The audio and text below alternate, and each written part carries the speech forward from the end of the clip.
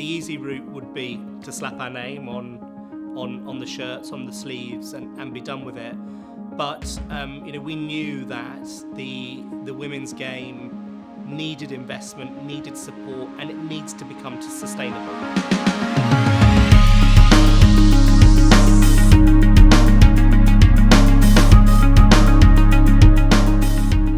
I'm Tom Corbett. I'm the Group Head of Sponsorship and Media at Barclays. Our involvement in sponsorship as an organisation was heavily dominated by our partnership with the Premier League. Throughout the sort of vast majority of that time, the women's football arena was relatively untalked about in the UK, underinvested, under-supported. We started to spend a bit of time looking at opportunities in that area back in 2018, which coincided with the time when the FA launched the Women's Super League, the first fully professional league. That gave us a really exciting opportunity to turn some of our attention to supporting the development and growth of the women's game. We knew that the opportunity to have a key role in both the men's professional game and the women's professional game was really unique, and we saw the power of those two together. The investment in the women's game right the way through the pyramid is so critical. It's a lifeline, really, particularly in these formative years as the league makes progress to becoming sustainable. If we go back sort of 3 or 4 years where there were very limited numbers of sponsors, very limited sort of commercial partnerships, fast forward to today, the sponsor landscape is growing because sponsors are seeing the benefit of being involved from a brand perspective, from a societal perspective, and indeed from a commercial perspective, because the game is growing so rapidly. Women footballers today are household names. They weren't 3 or 4 years ago.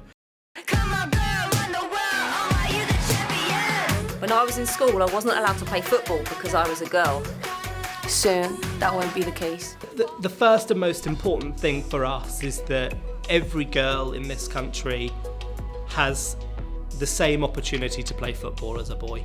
We hope to have achieved that goal by 2024, and we believe that is, that's the thing for us that will make a real difference at the grassroots level. At times we actually find it really emotional because it is so tangible to see the benefit that our investment and our commitment is making.